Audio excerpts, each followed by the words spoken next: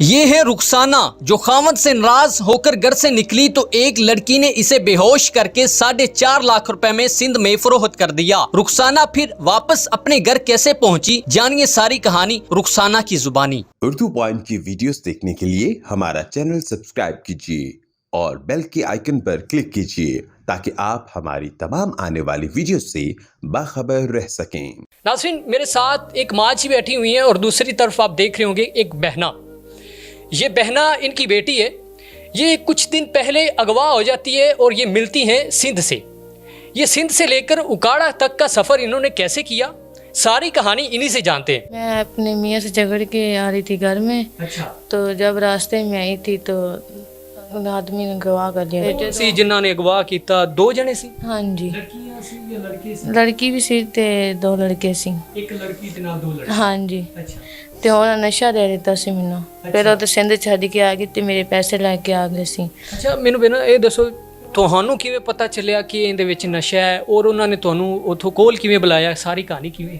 ਉਹਨਾਂ ਨੇ ਕੋਲ ਬੁਲਾਇਆ ਸੀ, ਮੈਨੂੰ ਕਹਿੰਦੇ ਸੀ ਕਿ ਇੱਥੇ ਸਹੀ ਨਹੀਂ ਹੈ, ਤੁਸੀਂ ਮੇਰੇ ਘਰ ਆਇਆ, ਜਦੋਂ ਮਤਲਬ ਅਗਲੀ ਬੱਸ ਆਏਗੀ ਤੈਨੂੰ ਮੈਂ ਬੱਸ ਤੇ ਬਿਠਾ ਦਿਆਂਗੀ। ਅੱਛਾ।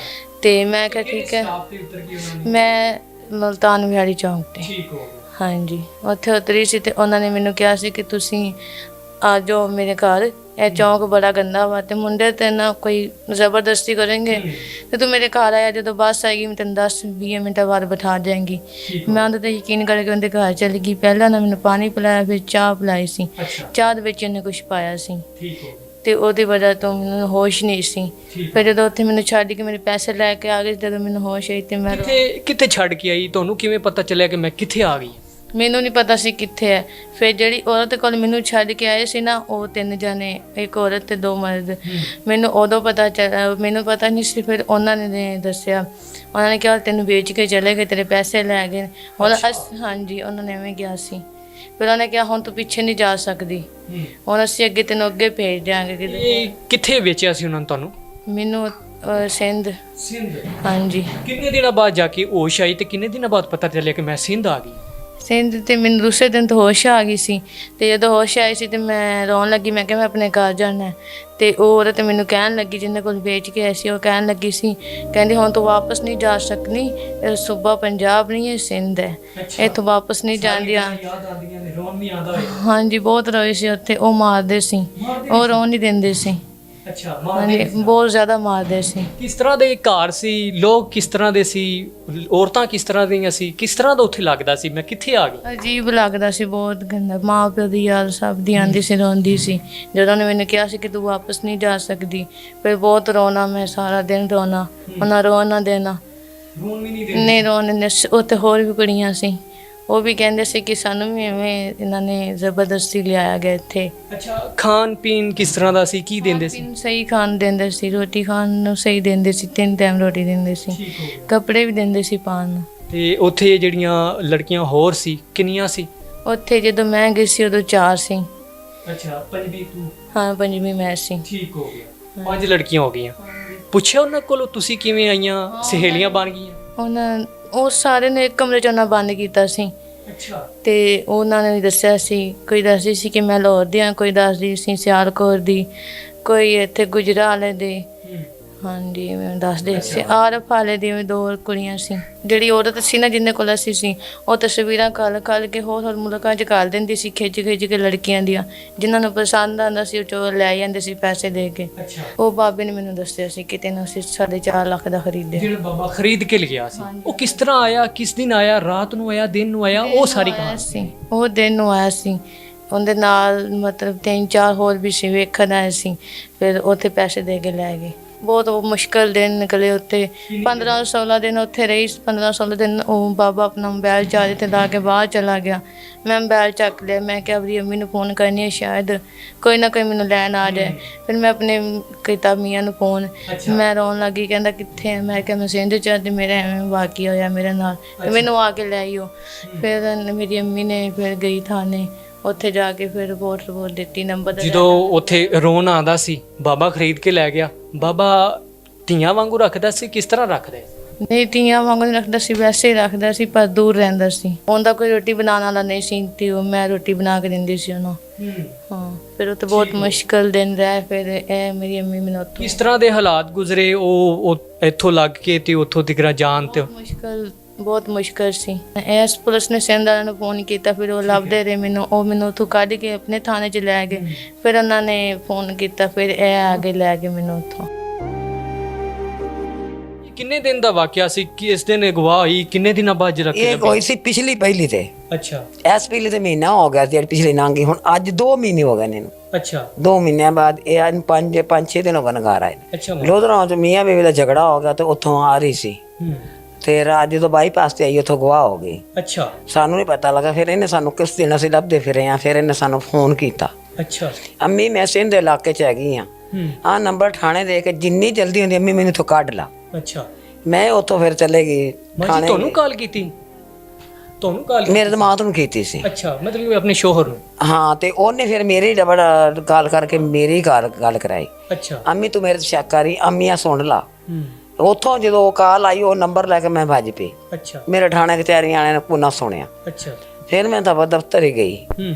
ਉੱਥੇ ਮੈਡਮ ਗਜ਼ੈਲਾ ਨੂੰ ਮਿਲੀ। ਅੱਛਾ। ਮੈਡਮ ਗਜ਼ੈਲਾ ਨੇ ਮੇਰਾ ਉਹ ਨੰਬਰ ਉਹਦੀ ਕੁਲੇਸ਼ਨ ਕਢਾਈ। ਠੀਕ ਹੋ। ਕਢਾ ਕੇ ਉਹਨੇ ਮੈਨੂੰ ਦੱਸ। ਉਹਨੇ ਫਿਰ ਸਾਰੇ ਫਿਰ ਮੈਂ ਜਾਵਾਂ ਜਰੋਵਾਂ ਤੋਂ ਪੈਦਲ ਜਾਵਾਂ, ਪੈਦਲ ਹੀ ਆਵਾਂ, ਰੋਵਾਂ, ਰੋਜ਼ਾਨਾ ਹੀ ਜਾਵਾਂ, ਰੋਵਾਂ। ਉਹਨਾਂ ਨੇ ਫਿਰ ਭਾਈ ਸਾਰੀਆਂ ਮੈਡਮਾਂ ਨੇ ਇਕੱਠੀਆਂ ਹੋ ਕੇ ਮੇਰਾ ਉਹਨਾਂ ਨੇ ਤਾਮਨ ਕੀਤਾ। ਅੱਛਾ। ਮੈਂ ਉਹਨਾਂ ਦਾ ਲੱਖ ਲੱਖ ਸ਼ੁਕਰ ਕਰਨੀ ਆ, ਉਹਨਾਂ ਨੇ ਮੇਰੀ ਬੇਟੀ ਉਥੋਂ ਲੱਭ ਲਈ। ਅੱਛਾ। ਹਾਂ, ਮੈਂ ਇਹੋ ਹੀ ਕਹਿੰਦੀ ਸੀ ਮੇਰੀ ਬੇਟੀ ਗਵਾ ਹੋ ਗਈ। ਸਾਰੇ ਕਹਿੰਦੇ ਸੀ ਨਹੀਂ ਕਿਤੇ ਆ ਜਾਵੇਗੀ। ਮੈਂ ਕਹਿੰਦੀ ਸੀ ਨਹੀਂ। ਕਿੰਨਾ ਕੁ ਪਿਆਰ ਕਰਦੇ ਸਰ? ਬੜਾ ਪਿਆਰ ਕਰਨੇ ਆ। ਧੀ ਨਾਲ ਪਿਆਰ, ਧੀਆਂ ਨਾਲ ਪਿਆਰ ਹੁੰਦਾ, ਪੁੱਤਰਾਂ ਨਾਲ ਪਿਆਰ ਏਡਾ ਕੋਈ ਨਹੀਂ ਹੁੰਦਾ। ਹਾਂ, ਜਿੱਥੇ ਧੀਆਂ ਮਾਂ ਪਿਓ ਦਾ ਪਾਸਾ ਪਰਤਦੀਆਂ ਉੱਥੇ ਪੁੱਤਰ ਨਹੀਂ ਪਰਤਦੇ। ਹਾਂ। ਤੇ ਜਦੋਂ ਮਿਲੀ ਤੇ ਫਿਰ ਕੀ? ਦਿੱਲੀ ਸਵੇਰੇ ਬੜਾ ਗੱਲ ਲਾ ਕੇ ਰੋਈ। ਮੈਂ ਕਹੇ ਅੱਲਾ ਦਾ ਸ਼ੁਕਰ ਹੈ, ਲੱਖ ਲੱਖ ਵਾਰੀ ਮੇਰੀ बेटी मैंने मिल गई। मेरा नाम मुनज़्ज़ा करामत है। I am ASP and also मैं फोकल पर्सन हूँ उकाड़ा तहफ़्फ़ुज़ मरकज़ की। मैम मुझे बताइएगा, वाकया ये क्लियर नहीं होने वाला था। बच्ची यहाँ से जो है वो सिंध चली गई थी, किस तरह आपने सारा मैनेज किया? देखिए, इसकी क्रेडिट वाइज बात कर लेते हैं। सबसे पहले हमारी VSO विक्टिम सपोर्ट ऑफिसर उजाला, उन्होंने आइडेंटिफाई किया कि सकीना बीबी जो है वो रो रही हैं, तहफ़्फ़ुज़ मरकज़ उकाड़ा आई हैं और वो चेयर पर बैठी रो रही हैं। सो उजाला उनके पास गई और पूछा माँ जी आपको क्या प्रॉब्लम है। तो माँ जी ने बताया कि उनकी बेटी जो है वो बेच दी गई है सिंध में, और एक कॉल आई है उसको, शी कॉल्ड इन डिस्ट्रेस के मुझे यहाँ पर पता नहीं है मैं सिंध में कहाँ हूँ और यहाँ पर झुग्गियाँ वगैरह हैं और मुझे बचाएं क्योंकि इन्होंने मुझे बेच दिया यहाँ पर, मुझे कुछ समझ नहीं आ रही। तो फिर माँ जी से हमने वो नंबर लिया।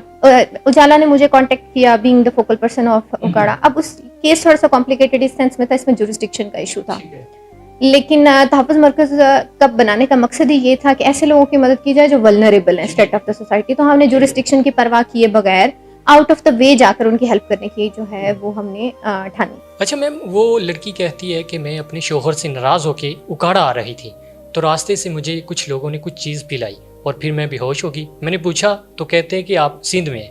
ये सारी कहानी क्या है? वो बेसिकली अपने शौहर से वाकई नाराज़ होकर, लोधरा उसकी शादी हुई हुई है रुखसाना की, जो मैं उसको सर्वाइवर कहूँगी। लोधरा उसकी शादी हुई हुई है और वो अपने शौहर से नाराज़ होकर आ रही थी अपनी वालदा के पास। हाउएवर उसकी वालदा से भी उसकी कोई खास किसी बात पे अनबन हुई हुई थी, तो वो ना वापस अपनी वालदा के पास आना चाह रही थी ना अपने शौहर के पास जाना चाह रही थी। तो वो चली गई बस स्टैंड मुल्तान में। वहां पर किसी ने उसको कुछ खिलाया पिलाया और वो बेहोश हो गई। एंड लड़की कहने के मुताबिक, and she woke up in Larkana. बाद में ये सारी स्टोरी सिंध पुलिस ने भी वेरीफाई की।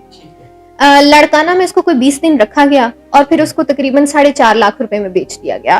खैरपुर में, जिसमें जगह का नाम है थरी मीरवा में उसको एक आदमी को 4.5 लाख रुपए में बेचा गया। अभी जब हमने इस फोन के थ्रू हमने उसकी लोकेशन ट्रेस की, वो आदमी जो कि खैरख्वाह था, जिसने कॉल करने में हेल्प की, उसकी मदद ली हमने। यहाँ से आई वुड अप्रिशिएट खैरपुर की पुलिस जो कि बहुत फोर्थकमिंग थी। हमने उनको बच्ची की तस्वीर दी एंड विद इन 20 आवर्स हमने बच्ची रेस्क्यू कर ली थी अपने पास। फिर हमने कहा कि आप इसको वेरीफाई करें कि ये सारे क्लेम क्या वाकई ही बच्ची सेल की गई है। तो वो पता चला कि वो बच्ची बिल्कुल ठीक कह रही है, उसको वाकई 4.5 लाख में बेचा गया है। जिस आदमी ने उसको खरीदा था उसने अपनी ज़मीन बेच के उसको खरीदा था, उसकी सेल एग्रीमेंट हमारे पास आ गया। फिर सिंध पुलिस ने डिसाइड किया कि वो इस पे पर्चा भी करेंगे। सो उन्होंने वहाँ पर एफआईआर ह्यूमन ट्रैफिकिंग में और sale and purchase of a girl में उन्होंने वाकई वहाँ पर एफआईआर की और वो वहाँ पर ट्रायल हो रहे हैं। अच्छा मैम, ये बात कितनी हकीकत है? वो लड़की कहती है मुझे जब अगवा किया था यहाँ से, तो वो लड़की थी कोई नौजवान, उसके साथ 2 लड़के थे, मुझे कोई चीज़ पिलाई, उन्होंने फिर 60,000 में मुझे आगे सेल कर दिया। फिर वो बाबा जी जो आए हैं उन्होंने मुझे फिर 4.5 लाख रुपए में फिर ख़रीद लिया और फिर मैं 1 माह तकरीबन वो कह रही है वहाँ पे रही हूँ। मसला ये है कि इस तरह के जो भी कोई गैंग होते हैं वो बड़े ऑर्गेनाइज तरीके से काम करते हैं। तो वाकई ये बात ठीक है कि वो 2 दफ़ा बेची गई है, एक दफ़ा 60,000 में बेची गई और लाड़काना में, खैरपुर में फिर भी उसकी लिविंग कंडीशंस बेहतर थे, लेकिन लाड़काना में she was subjected to torture as well, और खाने पीने का, और बेसिकली इस तरह से उनका ट्रीट करने का मकसद होता है कि ये सर्वाइवर जो भी विक्टिम है या सर्वाइवर है वो अपनी होप छोड़ दे और वो कंप्लाई कर ले जो भी उनके साथ होना था। अब एक बच्ची जिसकी का कोई फाइनेंशियल बैकग्राउंड नहीं है, जिसका हस्बैंड उसको ओन नहीं कर रहा, जो अपनी वालदा से नाराज है, एक तरह से तो उसके लिए अपनी जिंदगी की सारी होप्स खत्म हो गई थी कि I am done with it.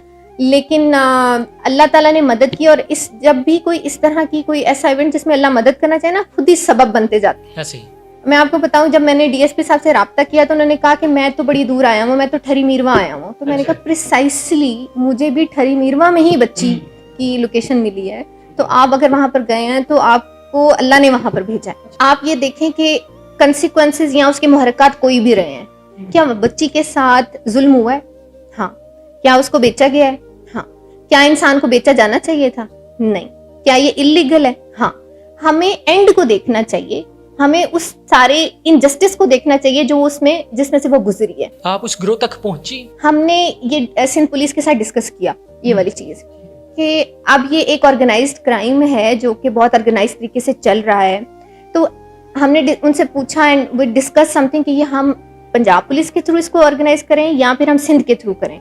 तो एसएसपी खैरपुर जो है वो बड़े फोर्थकमिंग थी, was very forthcoming, he was concerned about it कि ये सब जो है उधर हो रहा है। तो दे डिसाइडेड कि सारे एविडेंसेस जो मेन एक्टर्स हैं वो सारे सिंध में हैं, तो हम सिंध में लॉन्च करेंगे एफआईआर ताकि हम इस गैंग को कैफरे किरदार तक पहुंचा सकें।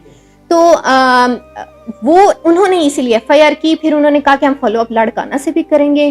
तो जो गैंग ट्रेस हो रहा है वो बात सिंध पुलिस के साथ चल रही है। मैम मुझे बताइएगा, आप देख रही होंगी कि आईजी पंजाब साहब ने कच्चे की इलाके की तरफ जो है काफ़ी ऑपरेशन कर रहे हैं, ये वही टीम तो नहीं है?